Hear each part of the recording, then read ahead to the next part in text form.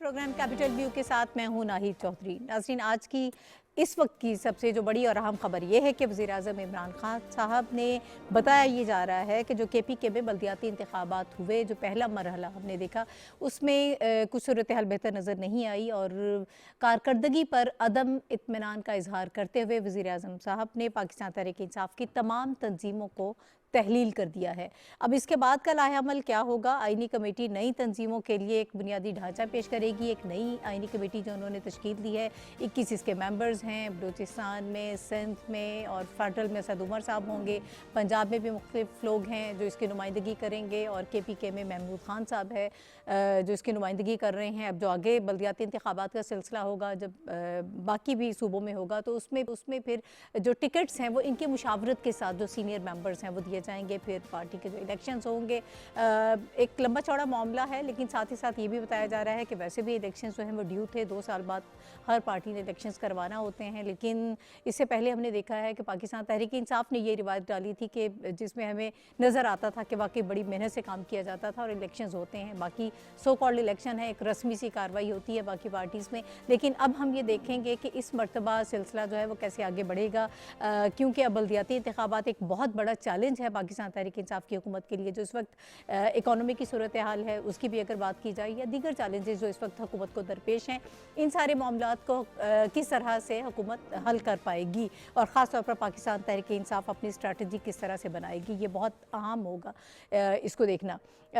इस हवाले से मेरे साथ हमेशा की तरह गुफ्तगू करने के लिए प्रोग्राम में मौजूद होंगे। मेरी दाएं तरफ मौजूद हैं बैरिस्टर अहमद पंसोता साहब, तजज़ियाकार हैं, मारूफ कानूनदान हैं। बहुत शुक्रिया बैरिस्टर साहब आपका हमें प्रोग्राम में वक्त देने के लिए। और इसके साथ शहजाद रज़ा मेरे साथ मौजूद हैं, तजज़ियाकार हैं, एंकर पर्सन है। शहजाद, बहुत शुक्रिया आपका भी। पंसोता साहब, आपसे आगाज़ कर लेते हैं। बड़ी ख़बर है अब तक की और हम एक्सपेक्ट भी कर रहे थे। फवाद साहब ने सुबह ट्वीट भी किया था, उन्होंने कहा कि बड़ा अहम इजलास होगा जिसमें पार्टी की तंजीम साजी के हवाले से और बाकी उमूर जो हैं उस पर मुशावरत होगी। अब ख़बर आ गई है, सारी वो तहलील कर दिया गया है, सारी जो तंजीमें हैं।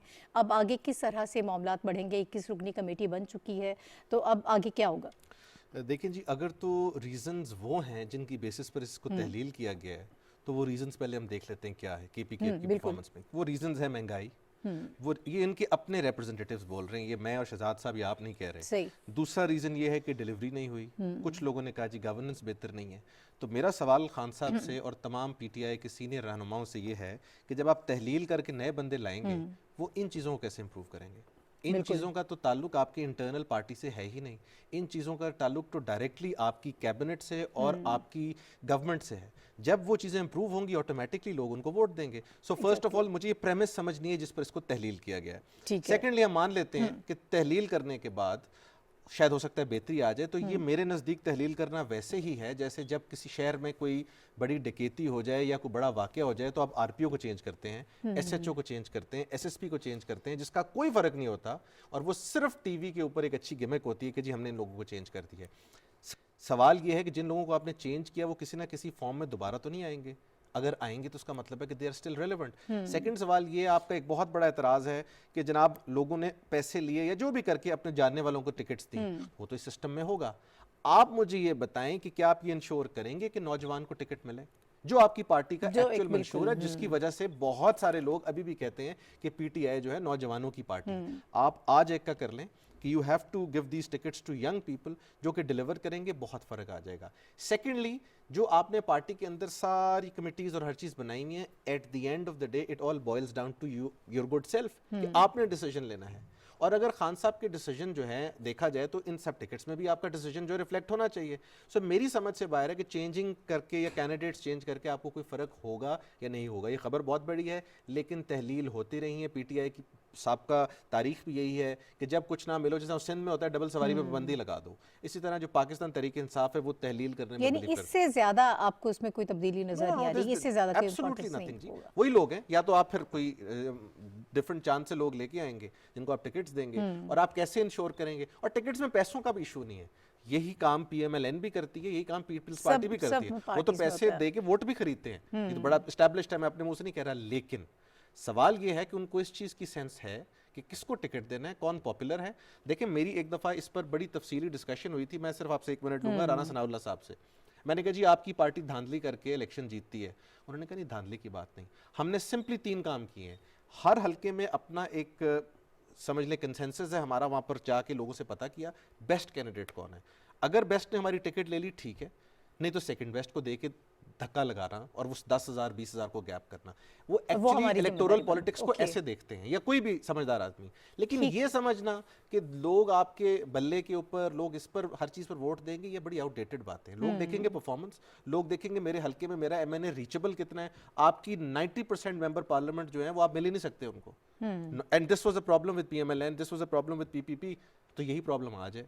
आप मुझे जाके दिखाएं, किसी को मिलके दिखाएं, अपने हल्के में कभी कभी आ जाया करते थे, वो भी नहीं मिलते। तो ये सारे के सारे फैक्टर्स हैं जो कंट्रीब्यूट कर रहे हैं इन सब चीज़ों में। ठीक है शहजाद, एक जो टिकट की बात कर रहे हैं पंसोता साहब कि नौजवानों को कितने टिकट चाहिए, फिर वहाँ पर एक थोड़ा सा कैच ये भी है कि अगर आप अननोन लोगों को, नौजवानों को टिकट दे देते हैं, फिर हमारी सियासत में एक ये बड़ा मसला है ना कि जितना पैसा चलता है, अब तो ये गेम बहुत अमीर लोगों की है ना, गरीबों के हाथ में ये गेम अब रही नहीं है। फिर वो कैसे अपना टिकट अगर आप उनको दे देते हैं, अपनी सीट कैसे निकालेंगे? एक ये खौफ भी, फियर हमेशा रहता है। लेकिन अब जो हुआ है बल्दियाती इंतखाबात में केपीके में, फवाद साहब ने खुद कहा कि इमरान खान साहब जो हैं वो अपने करियर में कभी उन्होंने अपने रिश्तेदारों को या किसी को टिकट नहीं दी है, वो इस चीज़ को बिल्कुल पसंद नहीं करते हैं। अब ये जो अकरवा परवरी हुई है, ये रुक पाएगी? देखिए ये पंसोता साहब ने बड़ी सही चीज़ों को पॉइंट आउट किया है। ये अकरबा परवरी तभी रुक सकती है कि उन लोगों को रोक दिया जाए जो अकरबा परवरी करते हैं। लेकिन आप, वो तो हमें नहीं नजर आए। आप अब आप देखें उठा के देख लेना, वही लोग मौजूद हैं अब दोबारा। खबर यकीनन बहुत बड़ी है, फैसला बहुत बड़ा है। फैसला ये उसी तरह का है, आपको याद होगा कि जब सेनेट के इलेक्शन में ये मालूम हुआ कि कुछ पीटीआई के एमपीएस ने पैसे लेके वोट दिए थे, तो उनको फारिग कर दिया था एक इंक्वायरी के बाद। पॉइंट ये कि अब अगर ये स्टैब्लिश हो गया और वजीर तलात ने आके टीवी पर कह दिया, वजीर आजम ने नापसंदीदगी का इजहार कर दिया, इसका मतलब है कि कोई ना कोई जिम्मेदार है पीटीआई के इस सेटबैक का। तो वो लोग, सबसे पहला सवाल तो ये होगा कि लोग कौन है जो जिम्मेदार हैं। दूसरा सवाल ये होगा कि उन लोगों को जो जिम्मेदार हैं उनको आपने उनके साथ क्या सलूक किया? क्या वो जैसे बात कर रहे थे पंसोता साहब कि किसी ना किसी फॉर्म में दोबारा आ रहे हैं, या उनको आपने कुछ अरसे के लिए कहा है कि आप जरा साइड पे हो और हमें अपना काम करने दें, या नई तंजीम साजी? अब तंजीम साजी भी जो है एक डबल एज सॉर्ड होती है। आपको याद होगा 2013 के इंतखाबात से पहले पीटीआई की तंजीम साजी या इंट्रा पार्टी इलेक्शन हुए और उसके बाद पीटीआई को बड़ा सेटबैक हुआ। ये कहा जा रहा था कि पीटीआई ज्यादा अच्छा परफॉर्म करती, लेकिन क्योंकि वो उलझ गए इस इंट्रा पार्टी इलेक्शन और सारी तंजीम साजी में। ये कोई आसान काम नहीं है। एक सियासी जमात है, नॉर्थ से लेके साउथ तक वो फैली हुई है, उसकी तंजीमें हैं, आपने लोगों को करना है। It's a massive massive homework और बहुत लंबा काम ये होता है कि आपने किस तरीके से इन चीज़ों को ठीक करना है, टैकल करना है। अब इमीडिएटली इस पे जैसे आपने कहा पहला मरहला है, दूसरा मरहला आएगा, सबसे अहम और इम्पॉर्टेंट पंजाब के बल्दियाती इंतखाबात आएंगे।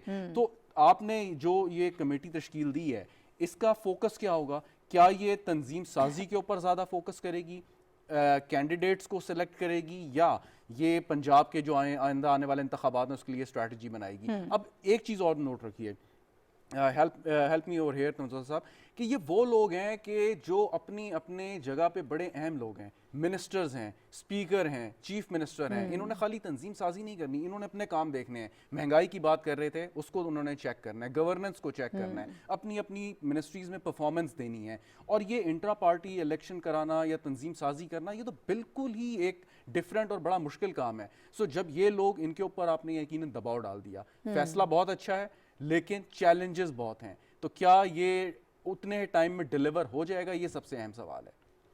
पंसोता साहब, जिस तरह से शहजाद ने कहा कि पहले भी जब इलेक्शंस हुए थे तो ऑब्वियसली आप उसमें बिजी रहे, एक मुश्किल काम है।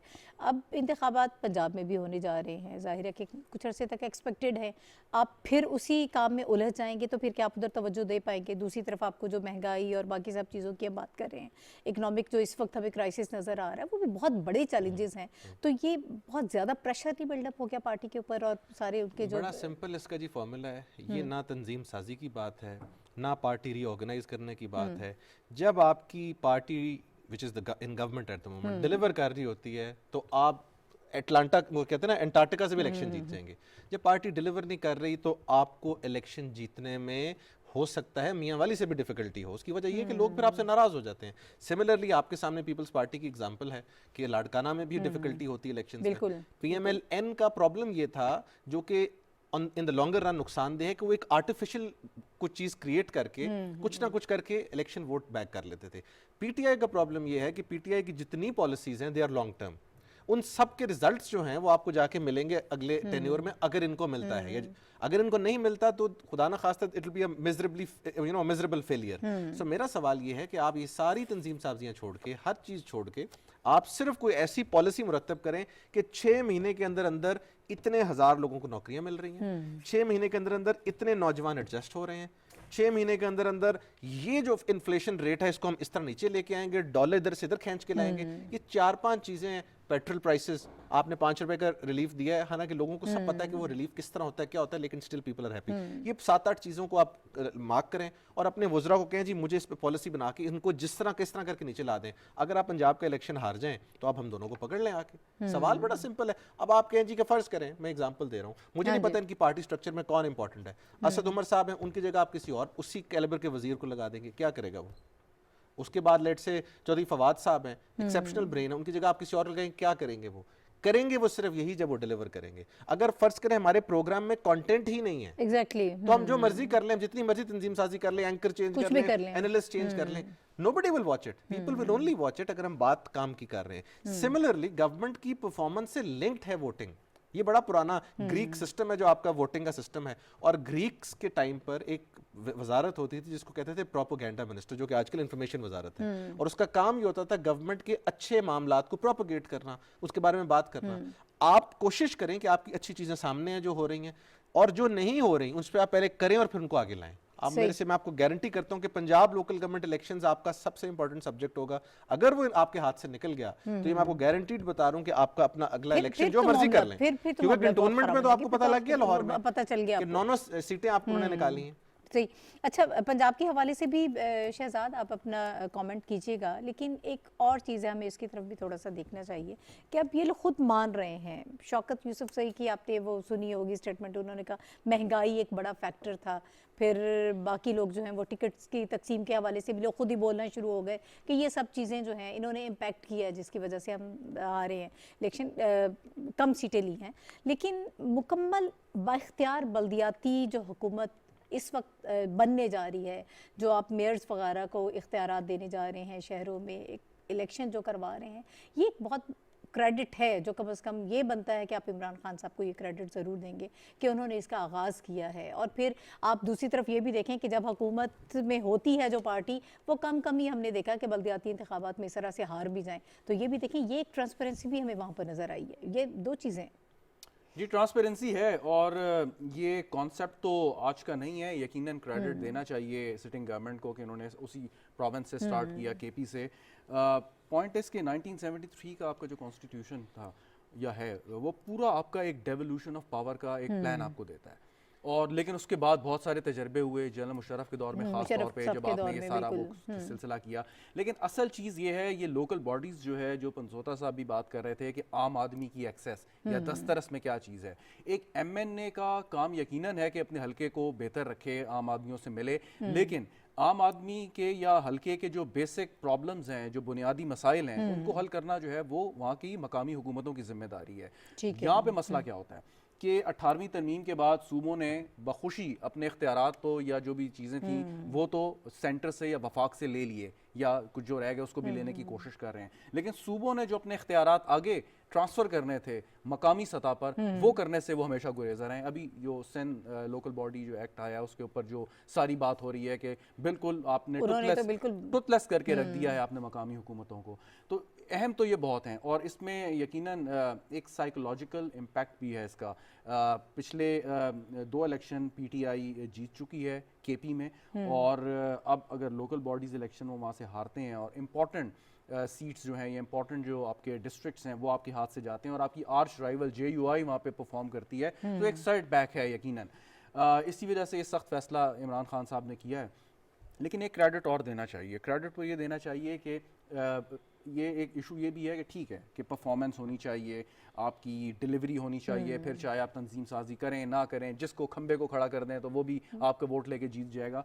पॉइंट इसके इसके साथ साथ आपकी सियासी जमात की एक तंजीम जो है वो भी बहुत अहम होनी चाहिए, क्योंकि सियासी जमातें जो हैं basically they are the essence of democracy, जमहूरियत का एसेंस है। और ये मैं नहीं कहता, सुप्रीम कोर्ट कहती है नुसरत भुट्टो केस में 1988।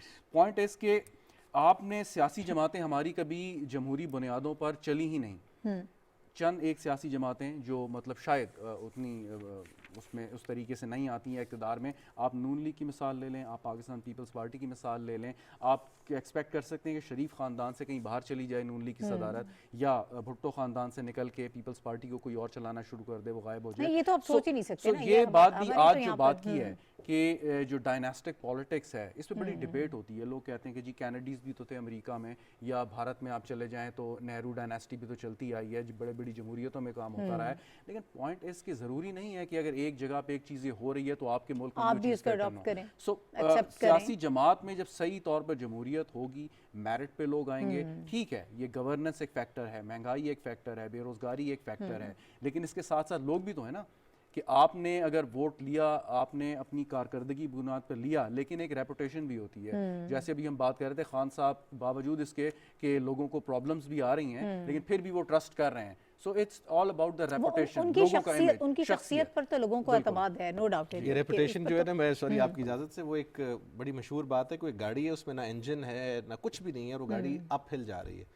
तो किसी ने पूछा ये क्यों अपहिल जा रही है, उसने कहा ये फोर्ड गाड़ी और इसकी रेपुटेशन बहुत अच्छी है। तो सवाल है कि रेपुटेशन डज मैटर। और खान साहब की विद वो कहते हैं ना, with all thy faults I love you दी, ये शेक्सपियर मैकबेथ में कहता है, उसका जो डायलॉग है कि खान साहब से अभी भी लोगों को बड़ी उम्मीद है। ये नहीं पता कि what is the method to this, कैसे होगा, लेकिन अभी भी when you talk to public को कहते हैं जी खान साहब कर लेंगे।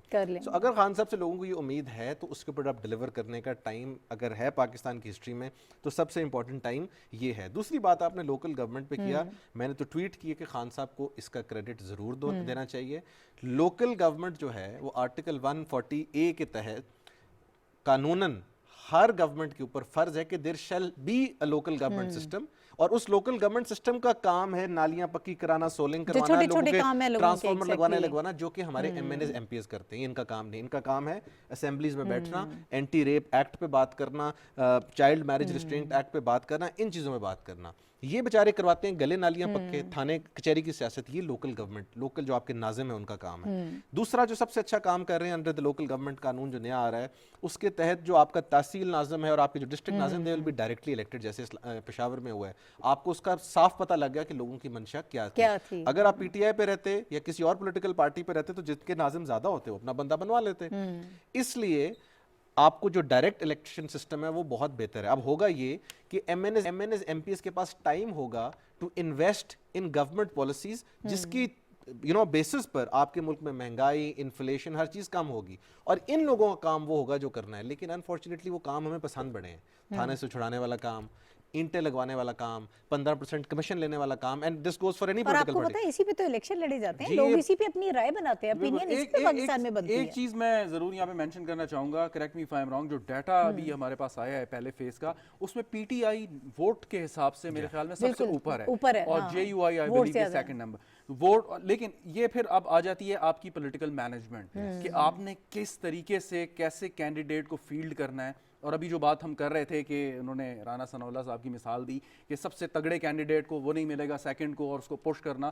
सो बात ये होती है कि आपने अपना एक अच्छा उम्मीदवार खड़ा किया, सो आपने कोशिश आपने करनी है कि आपने जीतना कैसे है आपने। और पाकिस्तान में जो इलेक्शन है हर इलाके की उसकी अपनी डायनेमिक्स हैं, किस तरीके से आपने कहीं पे आपने यकीनन लोगों को राजी करना है, कहीं पे आपने दूसरे राइवल कैंडिडेट को थोड़ा बहुत क्रिटिसाइज करना है, एक तहजीब के दायरे में रह के उसकी मतलब it's part of politics. Shahzad साहब, आप किसी इनके नेशनल असेंबली के या प्रोविंशियल असेंबली के मेंबर्स बारिंग अ फ्यू, एक चौधरी फवाद शायद आई थिंक प्रॉब्ली आदमी है जिससे मैं बैठा हूँ भी और मुझे है, आप उनसे कहें जी अपने हल्के की सियासत हमें समझाएं क्या है, खामोश हो जाएंगे। आप पीएमएलएन के किसी बंदे के साथ बैठेंगे या पीपल्स पार्टी, उन्होंने अपने अदवार में डीसी का सर्वे अलहदा, प्राइवेट कंपनी का सर्वे अलहदा, अपनी पॉलिटिकल पार्टी का सर्वे अलहदा, ये करवाने के बाद बैठ के कि जी इस हल्के में सबसे पॉपुलर आदमी कौन है उसको वोट दिए।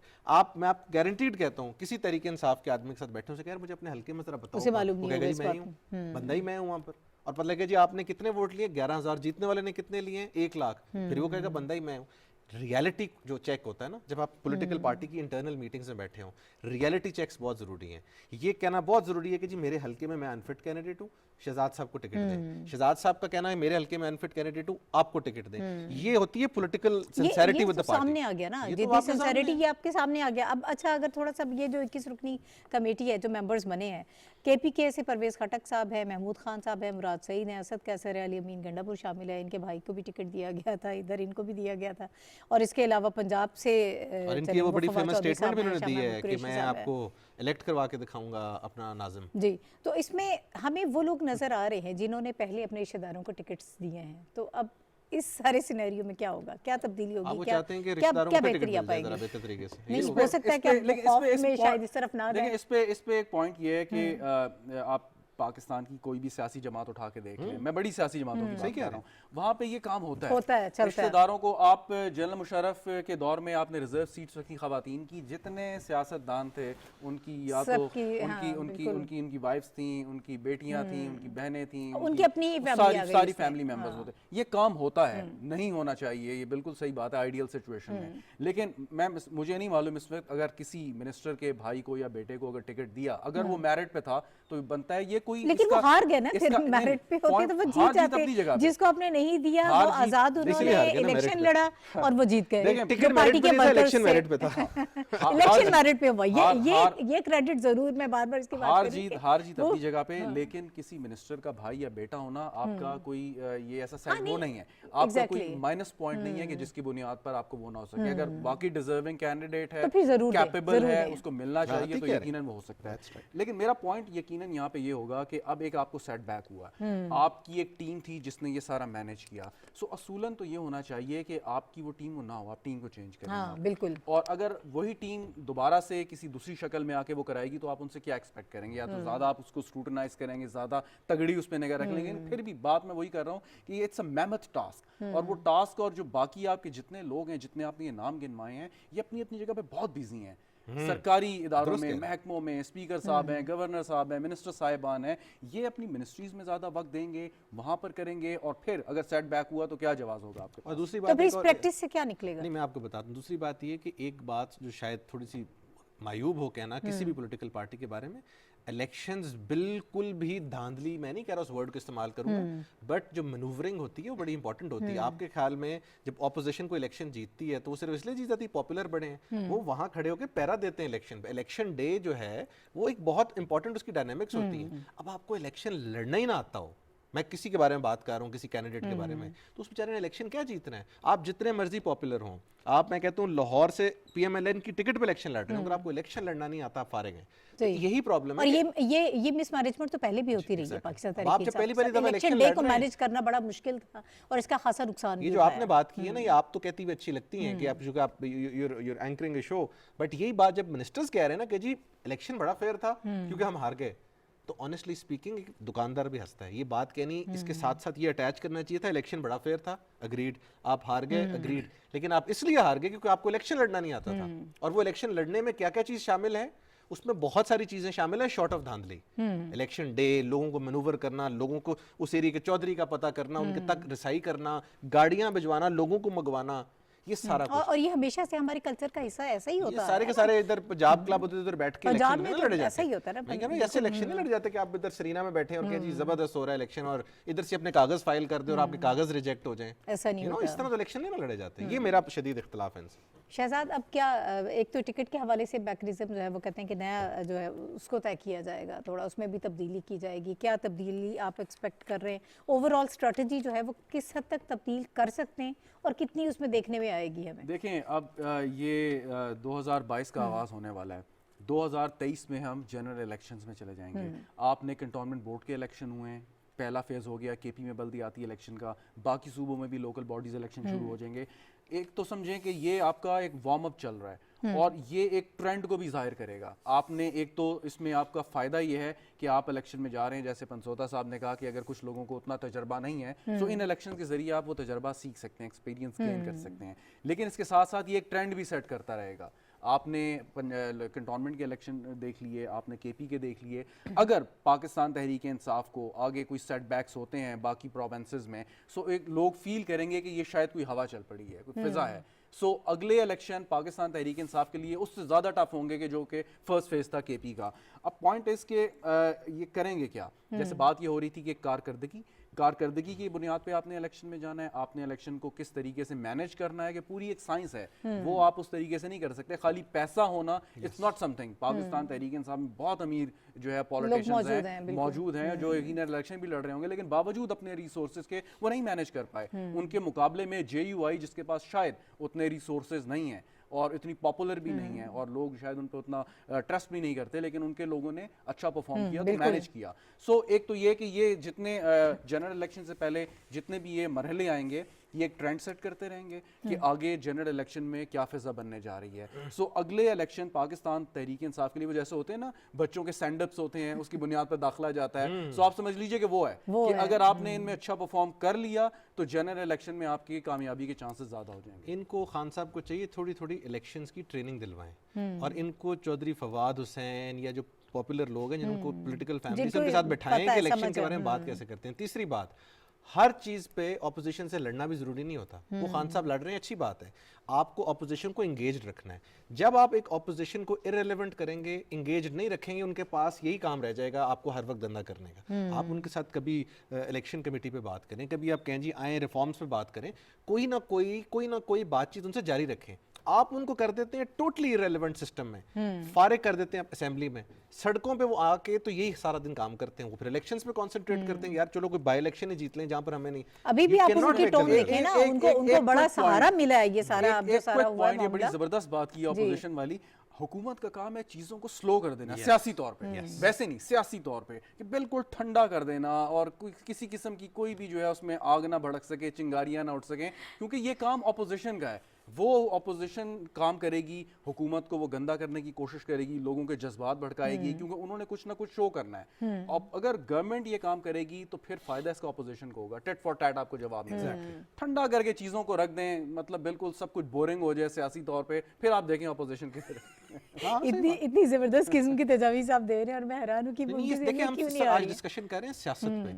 हम डिस्कशन इस वक्त कानून पे, कॉन्स्टिट्यूशन पे नहीं कर रहे। सियासत एक बड़ी आर्ट है। सियासत जो वर्ड पॉलिटिक्स है ना जी, once again it's a Greek word जिसका मतलब है जाल बुनना। It's not a very good word in Greek. इसका मतलब है कि अजीब दो नंबरियां करके जाल बन के आपने बंदे को काबू करना है।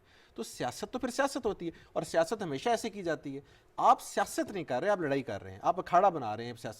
उसको सियासत तो ये होती है कि आप एक दूसरे के साथ बैठे हुए हैं और आप बात करके निकल जाएं। आसिफ अली जरदारी साहब की एग्जांपल आपके सामने। मैं जब ये शहजाद जिक्र कर रहे थे तो आसिफ अली जरदारी साहब का नाम बंदे के साथ बैठ के उठते हैं, ये भी नहीं पता लगता कि लड़के गए हैं और बाद में पता लगता है जी उस आदमी को वो इररिलेवेंट कर गए हैं। इसी तरह आहिस्ता आहिस्ता PMLN ने भी सियासत सीखी है। नवाज शरीफ साहब was not a politician when he joined सियासत। शहबाज शरीफ साहब अभी तक खैर प्रॉपर सियासतदान नहीं। नवाज शरीफ साहब वक्त हालात से सियासत सीखे हैं। खान साहब ने को भी सियासत सीखनी पड़ेगी। अगर आप खेल क्रिकेट रहे हैं और वहां जाके आप हॉकी शॉट्स खेलेंगे तो नहीं जीत सकते। सियासत को फिर सियासत के एटमॉस्फेयर या फिर एटलीस्ट जो आपने बात की ना, वो अपने लेवल पर जिस तरह से लड़ रहे हैं, जो फाइट कर रहे हैं, वो उनको करने दें। जो बाकी निचले लोग हैं, जो बाकी आपके मिनिस्टर्स हैं, वो खामखा की क्यों एक जंग छेड़ के शुरू हो जाते हैं। ये बड़ी जबरदस्त बात और बड़ी इंटरेस्टिंग डिबेट है कि सियासत कैसे आपने करनी है। और क्योंकि अगला मरला पंजाब का भी आने वाला है, सो पंजाब में नून लीग के बाद जो इस वक्त मतलब सियासतदान जिसको हम सही तौर पे कह सकते हैं, वो PMLQ यानी कि PTI के इत्तेहादी हैं, चौधरी साहिबान हैं। चौधरी साहब पीपल्स पार्टी ने भी पिछले उसमें जो वोट्स लिए हैं अच्छे खासे, वो भी एक्टिव हो गए। मैं थोड़ा सा आपको मेमोरी एक रिफ्रेश कर दूं कि आप नवाज शरीफ साहब ने जब उनको निकाला अटक किले से, जब उन्होंने फैसला किया, उसके बाद उन्होंने जनरल मुशर्रफ के साथ मिलकर हुकूमत बनाई, हुकूमत करते रहे। उसके बाद पीपल्स पार्टी आई, फिर भी 35-40 सीटें रिटेन की। पीपल्स पार्टी ने उनको शामिल कर लिया। उसके बाद नून लीग के साथ उनके अपने एक चक्कर थे और ये कहा जा रहा था कि क्यू लीग खत्म हो गई, चौधरी बरादरान हिस्ट्री हो गए। और अब आप देख लीजिए कि पंजाब में वो स्पीकर हैं, चीफ मिनिस्टर बनते बनते रह गए और उसके बाद अभी भी वो रेलेवेंट हैं, बावजूद इसके कि उनका एज सच कोई वोट बैंक हमें नजर नहीं आता। इलेक्टेबल की सियासत होती है, लेकिन यही चीज़ है कि आपने कैसे प्ले करना है। तो मेरे ख्याल में उनके पास काफ लीग की सूरत में PTI के पास बहुत अच्छे इत्तेहादी हैं जो लोकल बॉडी सतह पे, अगर नून लीग की जो वो जाल बुनना जो पॉलिटिक्स की बात कर रहे हैं, उसका मुकाबला अगर कोई कर सकता है तो मेरे ख्याल में वो गुजरात ही कर सकता है। तो आई बिलीव के कोई ना कोई इस पे बात सेटिंग बैठक जरूर होगी। अच्छा, आप प्रायोरिटी कैसे समझते हैं कि अगर 1, 2, 3 हमें नंबर काम करने हो तो क्या क्या काम फौरी तौर पर किए जा सकते हैं? एक तो ये हो गया कि आपने तहलील कर दिया और फौरी तौर पर बाकी अब आप इंटर नहीं, इससे पार्टी तो खैर मैं इलेक्शंस एग्री करता वगैरह ही भी नहीं। करवाएंगे। मैं तो 1, 2, 3 आपको अलग बताऊंगा। चले, आप इसके हक में नहीं है, ठीक मैं है, तहलील लेकिन के क्या हक में होना नहीं। क्या चाहिए था? मैं तहलील के हक में नहीं हूँ। मैं ये ज़रूर हूँ कि आपका अंडर द इलेक्शन एक्ट जो है आपने इलेक्शंस कराने हैं, ज़रूर कराएं इंटर पार्टी इलेक्शंस। और वो जो एक सारे इलेक्शंस की ड्रामाबाजी होती है हर सियासी जमात में, वो भी आप भी करें, अच्छी बात है। दूसरी बात ये है कि सबसे पहले आप 5 या 4 चीज़ों को फोकस कर लें कि इनको हमने अगले 6 मंथ्स में हंगामी बुनियादों पर इंप्रूव करना है गवर्नमेंट ने। सही। नंबर 1। नंबर 2, अपनी एक पॉलिटिकल लोगों की, जिनको आप खुद पॉलिटिकल समझते हैं और आपको बड़ी अच्छी तरह पता है आपकी पार्टी में पॉलिटिकल लोग कौन हैं, क्योंकि आप उन लोगों से मशवरे भी करते हैं, उन लोगों को बिठाते भी हैं, लेकिन उनको बहुत टॉप की वजारत देते हुए डरते हुए भी हैं। तो आपको बड़ी अच्छी तरह पता है मैं किन की बात कर रहा हूँ। उनको साथ बिठाएं, सियासी बात करें कि जी हमने किस किस किस को करना है और टास्क दें। तीसरी बात है कि वही पॉलिटिकल लोगों पे मुश्तमिल आपको बताएंगे जी फलां फलां लोगों को टिकट्स देने हैं, और हर सूबे में डिफरेंट लोग करें टिकट्स डिसाइड, कोई मसला नहीं होता है, आप उनसे नहीं, मशवरा अभी तो जो उन्होंने मेंबर बनाए ना वो इसी तरह से। पंजाब में तो आपको बड़े अच्छे नाम इसमें नजर आ रहे हैं। फवाद चौधरी साहब इसमें हैं, शाह महमूद कुरैशी साहब हैं, हमाद अजहर नहीं, ये हैं, नाम शुरू सारे ही बख्तियार बहुत हैं। अच्छे हैं। तो अब ये देखते हैं कि आगे जब टिकट्स पंजाब में दी जाएंगी तो फिर क्या मुशावरत होगी, किस अगर तरह आप से होगी? फास्ट बॉलर को ओपनिंग लिए भेज देंगे, बॉलर तो वो बहुत अच्छा है, तो उसका काम नहीं। मसला ये है कि किस आदमी को कहाँ इस्तेमाल करना है, ये खान साहब को पता होना चाहिए और ठीक है। उनको अब इस टाइम पता ये होना चाहिए। नंबर 1 हो गया। नंबर 1। अब आगे क्या करें? नंबर 2 ये कि उन लोगों को फिर वो टास्क दें, और फिर जो वो लोग आपको मशवरा देते हैं उस लोग उसको अडॉप्ट करें, और पॉलिटिकल लोगों के थ्रू पॉलिटिकल फैमिलीज को पंजाब में आप या इधर जिधर भी आपने देना आगे लाएं। अब वो बात गुजर गई, आप ये कहें कि जी जिस तरह भी हम डिस्कशन कर रहे थे सियासत के, जी मैं रिवायती सियासत के खिलाफ हूँ। अगर आप रिवायती सियासत के खिलाफ होते तो फिर आप जहांगीर तरीन साहब जब इलेक्शन लड़ते थे उसके भी खिलाफ होते। आप रिवायती सियासत के और किसी चीज़ के आपको खिलाफ नहीं होना चाहिए। हाँ, अनएथिकल चीज जो भी होगी उसके आपको खिलाफ होना चाहिए, वो तो लॉ भी यही कहता है। लेकिन सियासत में थोड़ी सी जो है ना आपको लचक पैदा करनी पड़ेगी, हल्की फुल्की आपको जो है ना जी वो सियासत सीखनी पड़ेगी। मैं इस वक्त खान साहब से ज्यादा उनकी पॉलिटिकल पार्टी की बात कर रहा हूँ। आप वो करके देखें, आप सियासत करना शुरू कर दें कल से। और सियासत की सबसे बड़ी स्ट्रगल जो है वो ये होती है कि जो आपका सबसे बड़ा आर्च एनिमी, आप उसके साथ बैठ के बात कर रहे हैं। अब आप इसको मुनाफिकत कह लें, जो भी कह लें, लेकिन आपकी मजबूरी आपको करना है। अगर आपको मोदी को सियासत मिल करनी सकते है, हैं, अगर हम अमेरिकन सदर को मिल सकते हैं, हम अफगानिस्तान में तालिबान को मिल सकते हैं, तो फिर इधर उन लोगों में मिले, उन्होंने कौन सा अल्लाह माफ करे बंदे मारे में बात ही साथ ही बैठ रहे हैं ना आप। चलिए ठीक है। This is all politics. इसमें जो है सियासत में कभी भी आप दरवाजा बंद नहीं करते, डेडलाइंस। और लेकिन अनफॉर्चुनेटली ये गुज़िश्ता 3, 4, 5 साल से हमने देखा कि इतनी आपस में तलखियां हो गई कि आप एक दूसरे के सामने बैठने से क्या आप रवादार नहीं है बात करने में। तो इससे पहले भी नवाज शरीफ और बेनजीर भुट्टो में क्या लड़ाई नहीं होती थी, क्या इल्जामात नहीं लगते थे, लेकिन फिर भी वो आपस में बैठते थे। वजह ये हुई कि आपकी तलखियां इतनी बढ़ गई हैं, पर्सनलाइज अटैक इतने ज्यादा हो गए हैं, जिसकी वजह से ये प्रॉब्लम। और ये एक फाइनल बात इनको ऐड करते हुए, नवाज शरीफ और बेनजीर भुट्टो ने भी, जब नवाज शरीफ साहब ने गंदे और गलीज इल्जामात लगाए थे तो वो बात नहीं हुई थी। ये जब इन्होंने रियलाइज किया चार्टर ऑफ डेमोक्रेसी में कि एक दूसरे की इज्जत करनी है, एक दूसरे को सर्टेन पॉइंट्स पे सपोर्ट करना है, डेमोक्रेसी से डिरेल नहीं होना और इस तरह की बातें करनी है, तो दे वर रिफाइंड। इसी तरह ऑपोजिशन सॉरी पॉलिटिकल पार्टी जो हमारी इन गवर्नमेंट है पीटीआई, उसको भी मैं ये कहूंगा आप मत अकाउंटेबिलिटी पे उनसे कॉम्प्रोमाइज करें, आप मत नैब लॉ रिवाइज करें, बट यस वो अगर ऑपोजिशन में बैठे हुए तो वो इलेक्ट होके आए हैं, आप उनको एंगेज करें, उन्हें घुमा फिरा के उनसे ये इलेक्शन लॉज अमेंड कराएं, फलानी कोई एक काम करें, उनको बिजी कर दें। आपका जेन्युइन एंड लेजिटिमेट बिल होता है उस पे वाड़ जाते हैं, इसलिए क्योंकि उनको बेचारों को पर्सनल टैक्स हुए होते हैं। सही है, ये इतना इंटरेस्टिंग टॉपिक है, आप दोनों हजरत खामोश नहीं हो रहे हैं, लेकिन वक्त बिल्कुल खत्म हो गया इस टॉपिक का। हमें कुछ और भी बात करनी है, अगले टॉपिक की तरफ पढ़ते हैं। कुछ बड़ी अहम खबरें आ रही हैं, आपकी नज़र से भी गुजरी होंगी। अभी कल क्रिसमस भी है, इस हवाले से मुख्तलिफ रिपोर्ट्स हैं। न्यूयॉर्क टाइम की अगर एक रिपोर्ट आपकी नज़र से गुजरी हो जिसमें ये बताया गया है कि मसीहों को किस तरह से अटैक किया जा रहा है, मसीही बरादरी को इंडिया में। ओवरऑल तो माइनॉरिटीज़ के साथ जो वहाँ पर सलूक किया जा रहा है, मुसलमानों के साथ, कश्मीरियों के साथ और जो बाकी सिख बिरादरी के साथ, और जो मसीही हैं ख़ासतौर पर, अब मैं चाह रही हूँ कि थोड़ा सा उनके हवाले से बात कर लें, चूँकि कल क्रिसमस भी है। हम मुख्तलिफ प्रोग्राम्स भी आप देखेंगे कि बाकी साल में किस तरह से उनको मजहबी आज़ादी हासिल है और किस तरह से वो अपनी सारी जो उनके मजहबी त्यौहार हैं वो उनको मना रहे हैं। अभी कुछ सूरत हाल इस तरह से है कि 2021 के हवाले से बताया जा रहा है कि पहले जो अभी इसी साल की मैं बात कर रही हूँ, शुरू के जो 9 माह हैं उसमें 300 से ज़ायद पुरतशद्दुद किस्म के वाक़यात जो हैं वो मसीह बिरादरी पर हो चुके हैं इंडिया में, और इसमें चर्च पर भी अटैक किया गया है मुख्तलिफ मौक़ों पर। बल्कि जनवरी में इसी साल में एक वाक़या हुआ था और रोकरी चर्च अतरखंड में 3 अक्टूबर को 200 से ज़ायद अफराद ने हमला किया था और इबादत करते लोगों को तशद्दुद का निशाना बनाया गया था। इसके अलावा भी मुख्तलिफ रियासतें ऐसी हैं जहाँ पर ये काम हो रहा है, लेकिन असल प्रॉब्लम ये है, और वो प्रॉब्लम ये है कि सरकारी सरपरस्ती में ये काम हो रहा है। ये गवर्नमेंट की सरपरस्ती हासिल है उन लोगों को जो इस किस्म के काम कर रहे हैं, जो ऐसी इंतहा पसंदी वहाँ पर जो है वो लेकर आ रहे हैं। अभी कुछ दिन पहले भी एक कॉन्फ्रेंस हुई थी, इन्हीं इंतहा पसंद लोगों की 3 दिन की कॉन्फ्रेंस थी, और उसमें बड़े जो अल्फाज इस्तेमाल किए गए और जो अज़ाइम जिसका इजहार किया गया वो बहुत ही खौफनाक किस्म के थे। वो सिर्फ़ और सिर्फ अखंड भारत की बात कर रहे हैं, वहाँ पर किसी और को रहने की इजाज़त नहीं है, ये हम पहले से जानते हैं। लेकिन अब वो ये कह रहे हैं कि हथियार उठा लें और इन सब लोगों को मार दें और मर जाएं। ये असल जो एग्जैक्ट वर्डिंग क्या है इस कॉन्फ्रेंस के दरमियान में जो बात हुई थी, वो बात मैं आपको सुनवाना चाहती हूँ। उसके बाद फिर हम वापस आते हैं और इसी के हवाले से बात करेंगे। बड़ा सीरियस किस्म का ये इशू है जिस पर बात करना बेहद ज़रूरी है। हथियार उठाए बिना धरती की कोई कौम ना तो बच सकती है और ना ही कभी बचेगी। 40 करोड़ की इकोनॉमी है, वो 40 करोड़ आदमियों की।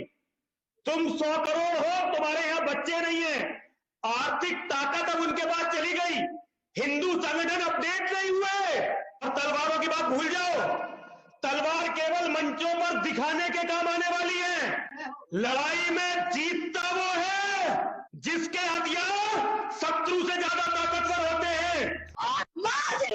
इनकी जनसंख्या को अगर खत्म करना है तो हम मारने को तैयार है, जेल में जाने को तैयार है। अगर हम 100 सैनिक बन गए और इनके 20 लाख भी मार दिए हमने तो हम विजयी हैं, हम जेल में जाने को तैयार हैं। आपको म्यांमार की तरह यहाँ की पुलिस को, यहाँ के नेताओं को, यहाँ की फौज को, यहाँ के हर हिंदू को अस्त्र उठा करके इस सफाई अभियान को करना पड़ेगा।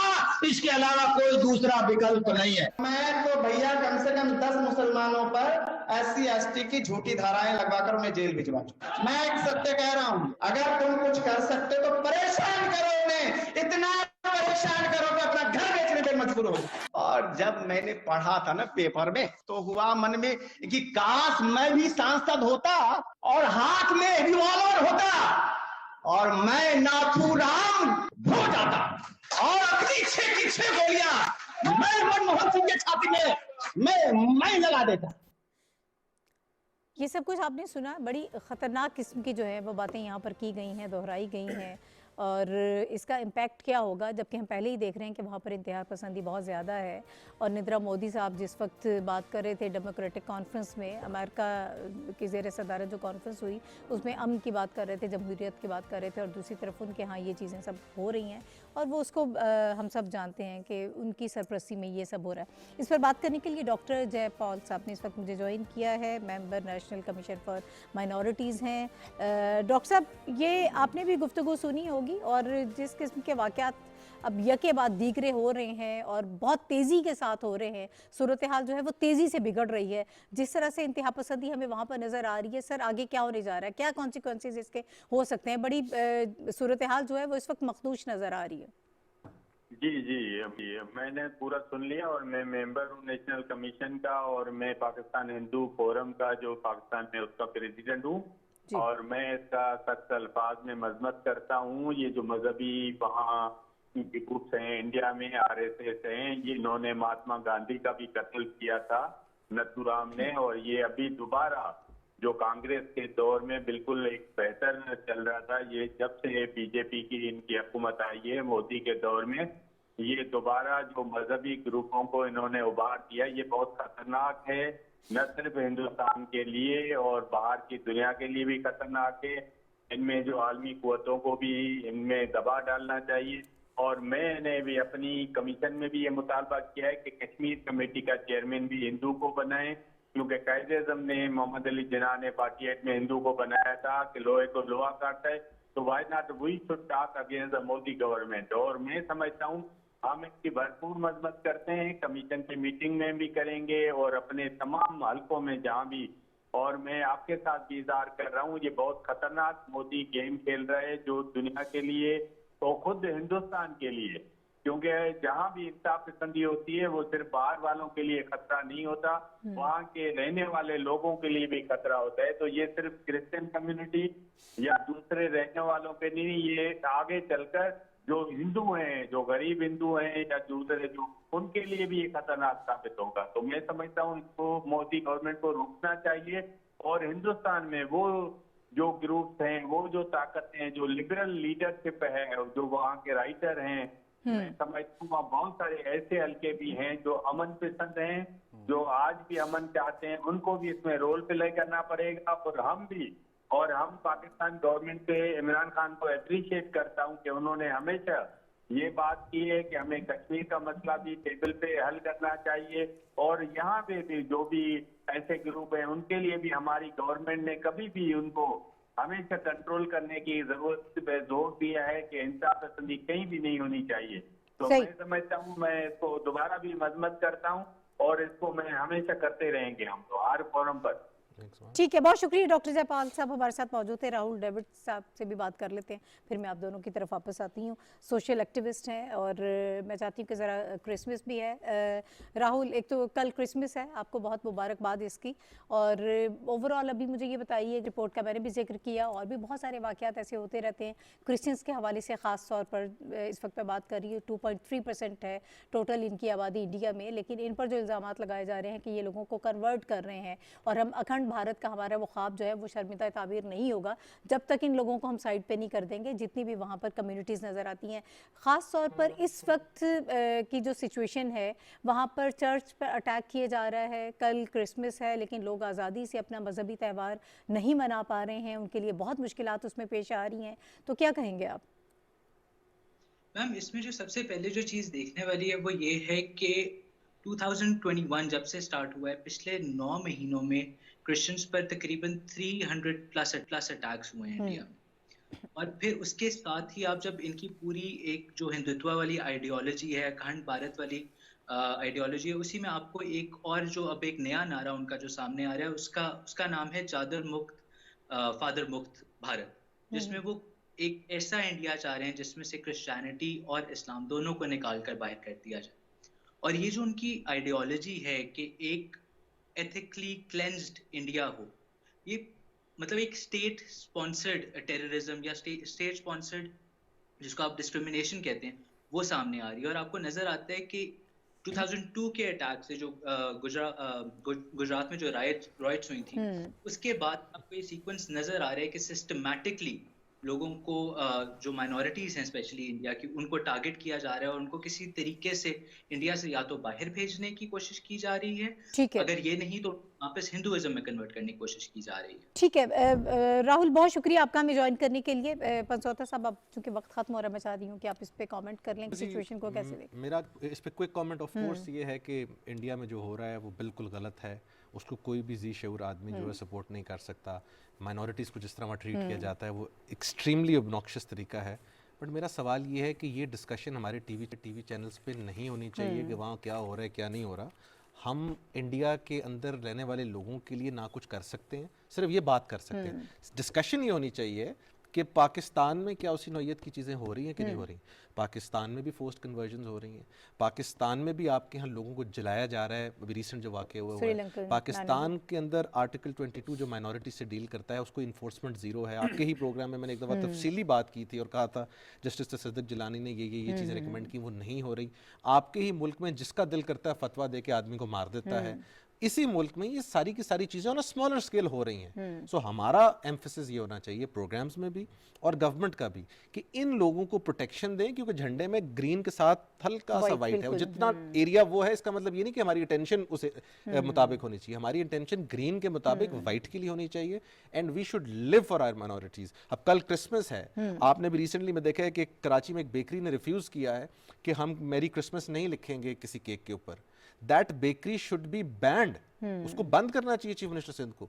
कहाँ पीपल्स पार्टी इतनी अच्छी अच्छी बातें यहाँ पर करती है, या फेडरल गवर्नमेंट को कोई एक्शन लेना चाहिए। उस बेकरी के पास लाइसेंस ही नहीं होना चाहिए। आप नबी पाक सल्लल्लाहु अलैहि वसल्लम की तालीमात देखें, आप हमारी इस्लामिक तालीमात देखें, आप कोई तालीम उठा लें, किसी का लिखा है कि आप उनकी मैरी क्रिसमस नहीं लिख सकते, आप उनको सपोर्ट करने के लिए तैयार ही नहीं है। The statement should have come from the prime minister himself कि ये चीज को मैं खुद नोटिस लूंगा, तब वो लोग आपके साथ सिंसियरली बेचारे फील करेंगे कि हम ये, या उनको जला दिया जाता है या मार दिया जाता है। मैं ये नहीं कह रहा कि हायर स्केल पर, बट ये चीजें यहाँ पर हैं, माइनॉरिटी सेफ नहीं है। और जाते जाते मैं क्रिश्चियन कम्युनिटी को तहे दिल से I want to wish them Merry Christmas and I hope कि आप बहुत ज़्यादा इसको अच्छे तरीके से कल सेलिब्रेट करें।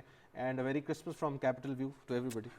शहजाद जी बिल्कुल, एक तो पहली बात तो ये, मुझे ये वीडियो देख के कोई हैरत नहीं हुई कि जिस सैफ्रोनाइजेशन इंडिया, सैफ्रोनाइज इंडिया का हम जिक्र करते हैं, बिल्कुल उसकी एक ये मिसाल है। जो ख़तरनाक बात है इसमें वो ये है कि हुकूमत की तरफ से, यानी कि मोदी हुकूमत की तरफ से किसी भी किस्म का कोई रिएक्शन नहीं है। असूलन तो ये होना चाहिए था कि फ़ौरन नोटिस होता, इसको हाईलाइट करते, लोगों को अरेस्ट करते, पूछते। अभी तक मतलब बहुत कुछ हो जाना चाहिए। बीजेपी के लोग अंदर बैठे हैं, इसके अंदर बैठे हैं, वो कुछ नहीं हुआ। एक चीज़, और दूसरी बात ये कि मैं माइनॉरिटी का लफ्ज़ कभी भी इस्तेमाल नहीं करता। हमेशा जब भी मैं कहता हूँ गैर मुस्लिम पाकिस्तानी, हम जैसे मुस्लिम पाकिस्तानी हैं, वो गैर मुस्लिम पाकिस्तानी, शायद हमसे भी ज्यादा मोहब्बत वो पाकिस्तान से करते हैं, you never know। और एक बात बिल्कुल ज़बरदस्त कही है पंजोता साहब ने कि हमने अपने आप को ऐसा मॉडल बनाना है। आप मतलब यूरोप में हो, अमेरिका में हो, क्यों आप स्कैंडिनेवियन कंट्रीज़ की मिसाल देते हैं, क्यों लोग वहाँ जाके रहना चाहते हैं? वजह यह है कि उन्होंने ये तो देखा कि आसपास बुराई हो रही है या गलत काम हो रहा है या लाइफ अच्छी नहीं है, उन्होंने अपने आप को जो है ना एक बेहतरीन मॉडल या ऐसी डेस्टिनेशन बना दिया कि हर कोई वहाँ जाना चाहता है। तो आपका तोड़ यही होगा जो साथ में आपके